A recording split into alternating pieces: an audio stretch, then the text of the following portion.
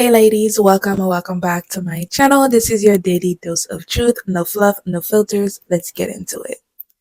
I know I did not post this morning, although I post every morning and every evening, and I'm kind of posting late tonight. But I probably will do a voiceover throughout the rest of the video. I'm still not feeling good. Hopefully tomorrow I'm back and running again and I don't miss my morning posts. So yeah. Um, I just want to give a disclaimer before the video starts because each clip that plays throughout this video is a little bit heavy. So just a quick disclaimer. This video is about a pastor that came out and stated that, women can't say no in marriage. If their husband wants it, then she's supposed to just go ahead and give it up. And, the other part of the video is another young woman that came out and stated that, yeah, consent doesn't exist. And the pastor also stated in the beginning of the video that if a husband were to put his hands on his wife, it's valid. She should not be calling the police. That's a bad wife. So, it's not just a child-free epidemic that's going on. I know a lot of women who are staying single and just staying away from marriage. A lot of women are opting out of marriage. And there's also an epidemic of that going on. And, this is just a very small percentage as to why a lot of women are opting out, but it's a story that needs to be told. We need to talk about the grip, the hold religion has on just women in general, right? We need to talk about it because we know a lot of women are suffering, and unfortunately not a lot of them knew better.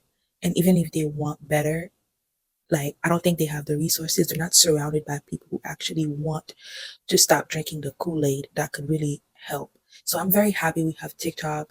That's one of the reasons why I myself started making videos. And I tell myself, it's not about going viral. It's not about getting a lot of views. It's about it reaching the people it's supposed to reach. It hurts to see so many women, in relationships hurting, truly, truly, truly believing that they don't deserve better because of patriarchy, because of how religion tells them they're supposed to show up for men. We're supposed to forget about ourselves, forget about our needs, our wants, what we deserve, especially respect. And it's always men, men, men, men. So I won't ramble too much. I'm going to go ahead and continue the rest of the video. For example, if I were to get married to a man, but if I was unfortunately, I still find men attractive, but we'll see how long that's going to last. But if I were to get married to a man, I would only be marrying a man who is putting land, properties, and assets in my name. Oh, sorry, what's funny?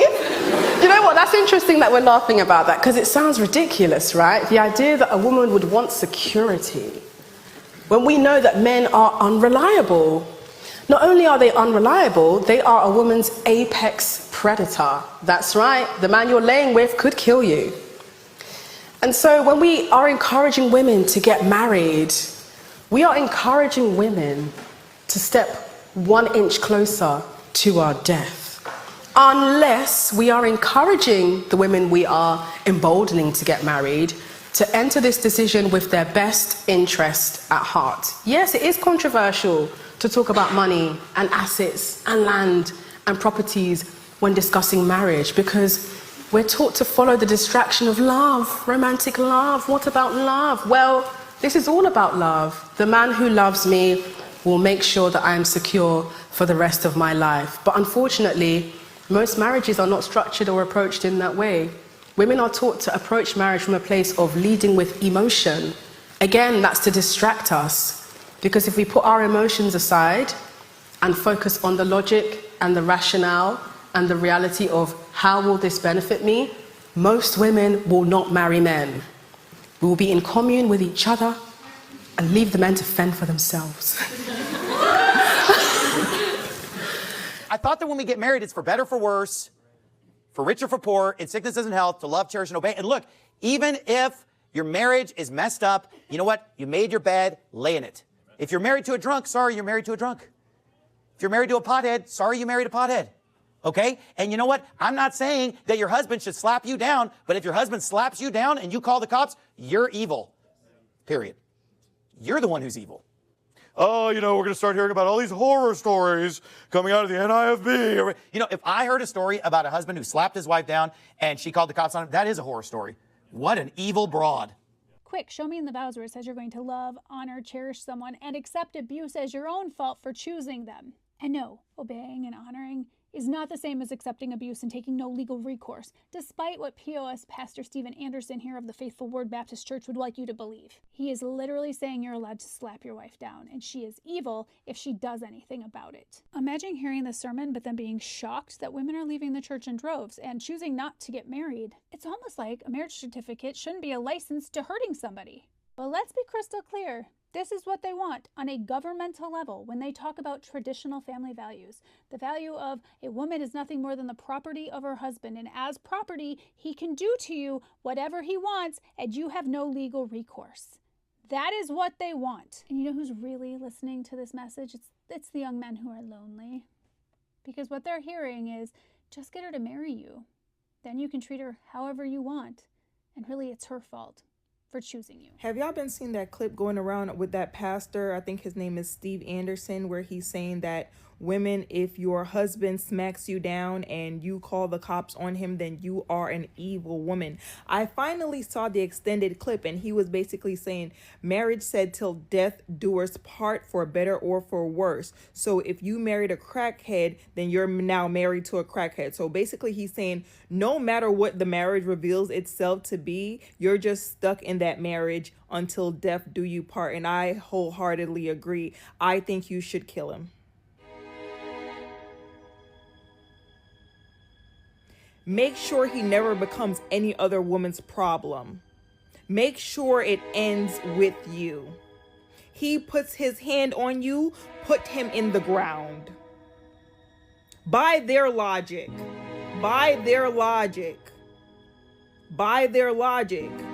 you get what you get, and you don't throw a fit. Put him down like the dog he is.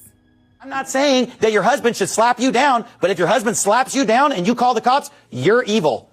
So this is Pastor Steve Anderson, who has a very popular belief within Christian fundamentalism that a woman should not call the cops on her husband even if he's abusing her. She should not divorce him if he's abusing her. And this is John Anderson, Steve Anderson's son, talking about the first time he remembers his father beating his mother. And I remember it was Easter Sunday, and we were all standing out in the front yard dressed up, and I could hear it happening for the first time.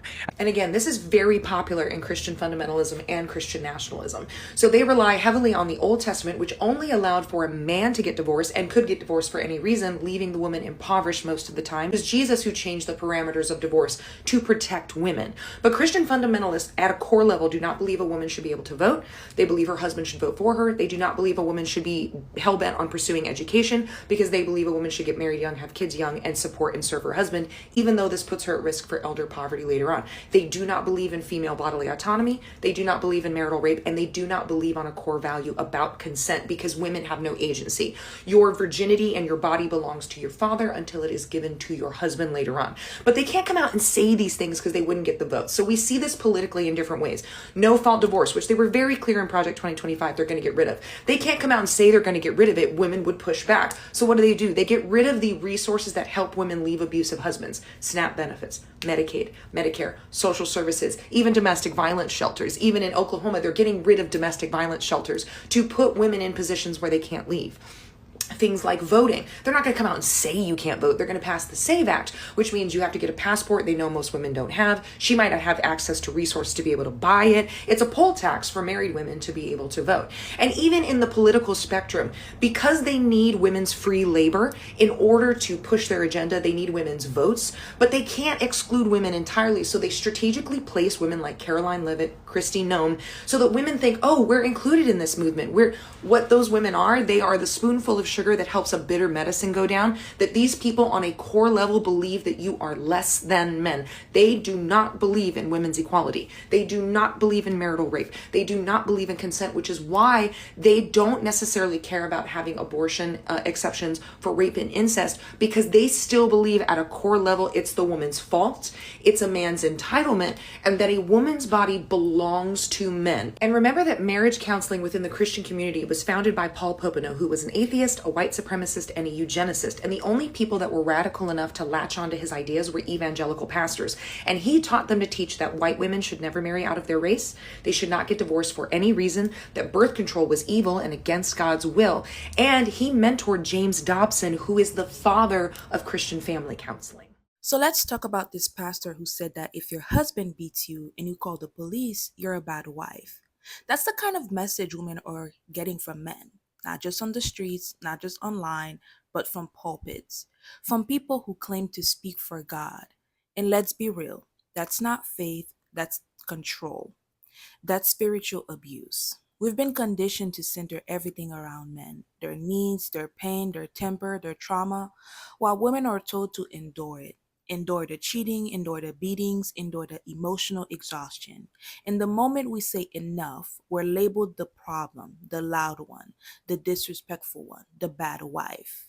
And when you tie that in with religion, especially the way it's often weaponized against women, it becomes even more dangerous. You're told to submit, to obey, to be the peace in your home, even if it costs you your safety, your body, and your soul. You are not allowed to refuse to get physical with your spouse. And look, I do not have to get my wife's permission to get physical with her. Hey, so that's actually crazy to say. This rhetoric is so dangerous, and I've heard it in many churches that women are not allowed to say no to their husbands. You do not sign away your body the second you get married. You are allowed to say no. And men, why would you want to force somebody to be with you who doesn't want to be with you? But what if she does say no? Do you respect her no? Or do you think that you are owed her body and you take it anyway? Which I'm pretty sure there is a word for that. When I was in an abusive relationship with a very religious man, I picked up this book called The Power of a Praying Wife because I was trying to do anything to fix my marriage. And I want to read you guys a little bit about what she says if you are not in the mood and your husband wants to be with you.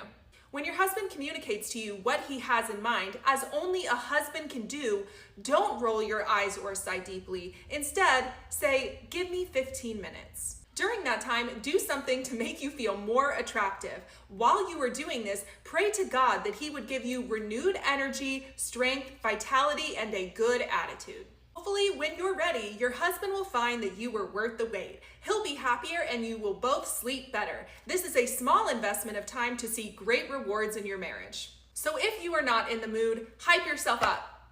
Do it.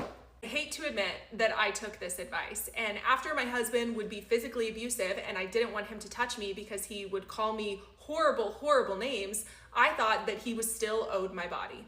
Which he was not. You can say no. Number 2, consent doesn't exist in marriage. I know this is going to piss a lot of people off, but when you get married, your body belongs to your husband and your husband's body belongs to you. I was on vacation one time. First husband, not the second one. I was feeling sick as a dog. Feeling like I was literally coming down with the flu. Body weakness, chills, sore throat, weak. He decided he wanted some. He didn't care about me being sick and not feeling well because he had the same thought process and ideology. My body belongs to him. I told him no.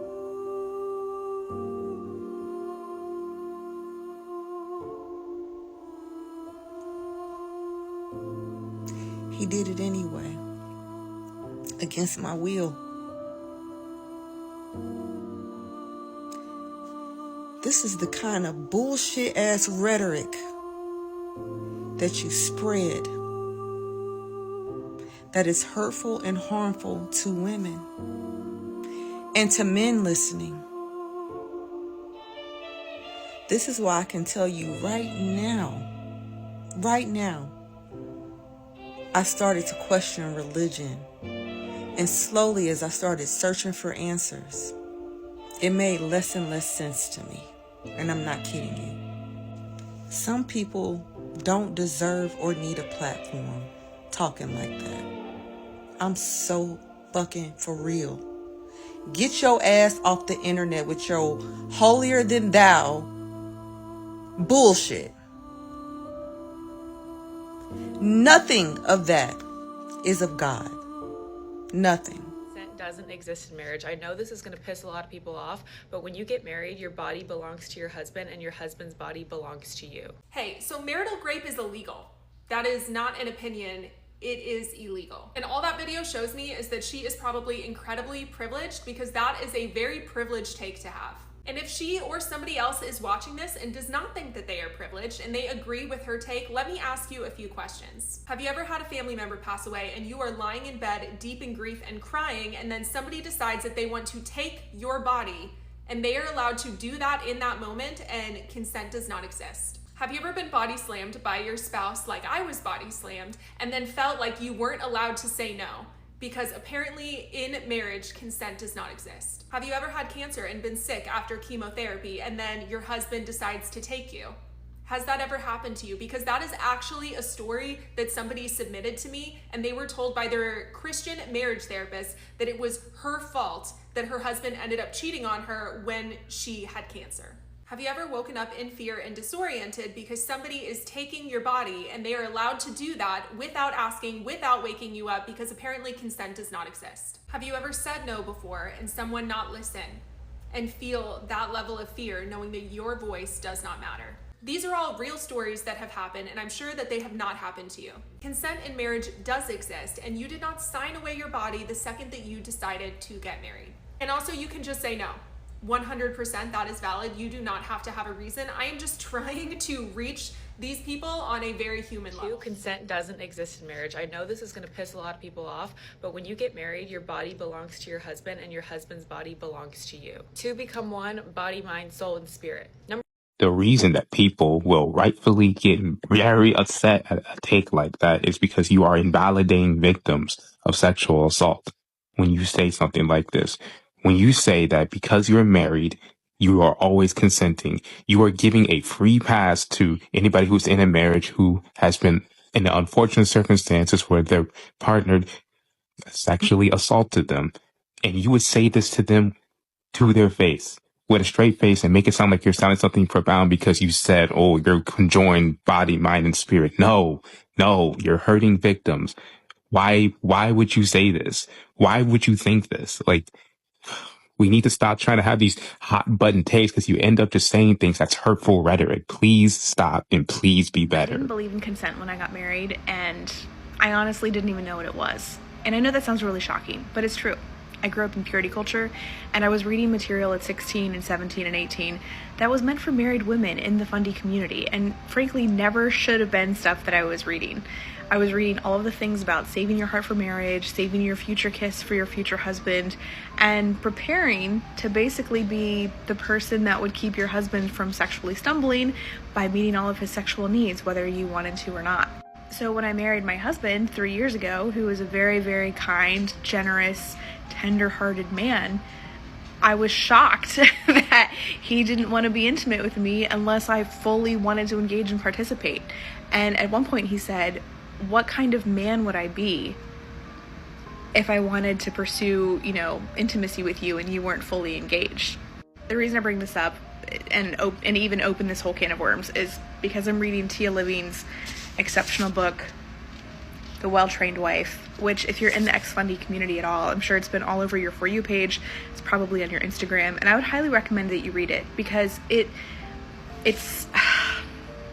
proof that all of the material that we were consuming as good Christian, conservative, fundy homeschool, or maybe not even homeschool girls, good Christian fundy girls, all of the content that we were consuming was just preparing us for marital submission, marital rape, because she's quoting people like John Piper, Doug Wilson, Doug Phillips, people like Martha Pierce in The Excellent Wife, all of the purity culture materials that we were basically reading as we were preparing to be wives and mothers. And at the time, I didn't think it was fringe. I thought that it was biblical, healthy, complementarian theology that was going to help me be a better wife. Thankfully, I didn't marry a man who was complementarian and required submission. And actually, we wrote submission out of our marriage vows, specifically because we wanted to address that. But when I read her book, it's horrifying because that could have been me. I mean, if I got married at 21, at 22, to the reformed Calvinist man of my dreams, her story could have been my story. Definitely go pick up your copy. This is why I keep saying, before you think about marriage, before you think about kids, think about yourself. Learn to love yourself enough to protect your peace. Use your discernment. Understand that your life matters, your safety matters. You deserve more than just surviving in a relationship. You deserve to thrive with or without a man. And if the government cared about women, if this system actually cared about protecting us, there would be real legal laws in place, real consequences. But they don't. They're too busy rolling back our rights while making excuses for the very men harming us. So, what does that mean? It means we have to protect ourselves. We have to love ourselves more than we've ever been taught to. There's nothing virtuous about suffering. There's nothing admirable about staying in pain. You don't get a badge of honor for staying with a man who's destroying you mentally, emotionally, physically. You don't need to die on the cross of being a good woman. You need to live for yourself. And if you choose, for the children you bring into this world. It's a myth that consent disappears when you say I do. That once you're married, your body suddenly becomes community property, a favor you owe no matter what condition you're in. That mindset isn't love, it's rape culture hidden in a wedding ring. The more we let these messages slide, whether they come from pastors or pick me girls, the more we tell women that their pain is just part of the package, that being a woman means suffering in silence, that love means obedience, that marriage means endurance. But here's the truth: your body is yours, your voice is yours, your peace is yours. No relationship, no religion, no man is worth sacrificing that for. You don't need to be anyone's punching bag, emotional crutch, or sex doll to prove your worth. You don't need to be ride or die. You just need to ride for yourself. Protect your peace, honor your body, and know that being alone is better than being used. We are not our mothers. We are not our grandmothers. We will not repeat their silence. We are done glorifying pain. We are done romanticizing abuse. It ends here.